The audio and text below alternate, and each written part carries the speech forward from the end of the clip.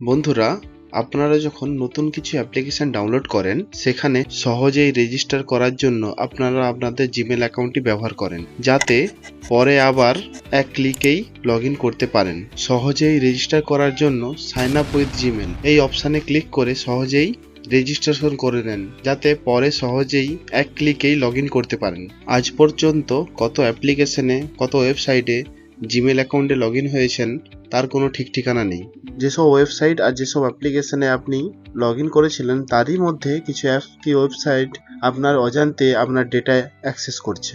তো আসুন এই ভিডিওতে আমরা দেখব কোন কোন থার্ড পার্টি অ্যাপস কি থার্ড পার্টি ওয়েবসাইট আপনার ডেটা কনজিউম করছে, আর এটাও দেখাবো কিভাবে এগুলো রিমুভ করতে হয় কি ডিলিট করতে হয়। আজকের ভিডিওটি প্রচুর ইন্টারেস্টিং হতে চলেছে, ভিডিওটি শেষ পর্যন্ত দেখবেন। আর যারা চ্যানেলটিকে এখনো সাবস্ক্রাইব করেননি তারা অবশ্যই চ্যানেলটিকে সাবস্ক্রাইব করে নিন, কারণ আমি daily mobile related tricks and tips upload করে থাকি। আর বেশি কথা না বাড়িয়ে চলুন দেখে নিই আজকের ভিডিওটি। আপনি আপনার মোবাইলে সেটিং অপশানে ক্লিক করবেন, ক্লিক করে গুগলে ক্লিক করবেন। গুগলে ক্লিক করার পরে গুগল সার্ভিস এসে গেছে, এখানে আপনার যেটা লগ ইন করা আছে সেটাতে ক্লিক করবেন। আপনি বেশিরভাগ যেই ইমেল অ্যাড্রেসে থার্ড পার্টি অ্যাপস ব্যবহার করেন সেই গুগল অ্যাকাউন্টে ক্লিক করবেন। এখানে দেখুন একটি পেজ এসে গেছে, home, personal information, data and privacy, সিকিউরিটিতে ক্লিক করবেন। ক্লিক করার পর একটু নিচের দিকে স্ক্রল করবেন, এখানে আছে দেখুন your connection to third party apps and service. এখানে দেখুন আপনি যেসব থার্ড পার্টি অ্যাপস আর ওয়েবসাইটে লগ ইন করেছেন, যারা আপনার ডেটা কনজিউম করছে সেটা এখানে দেখতে পাবেন। শুধু এই তিনটা নয়, এখানে সি অল কানেকশানে ক্লিক করবেন।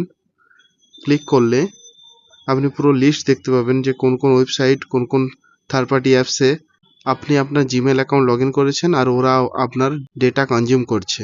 এবার এখান থেকে কি করে রিমুভ করবেন সেটা দেখে নিন। যেমন আমি এইটাতে ক্লিক করলাম, ক্লিক করার পরে নিচে দেখুন delete all connection you have create, এই অ্যাপসটা কি ওয়েবসাইট থেকে আমি এটা লগ আউট করে দিলাম।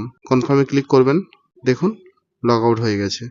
এবার আপনি ব্যাক করে দেবেন, যেটা এটা রিফ্রেশ হবে আর আপনার ওখানে লিস্টে আর থাকবে না।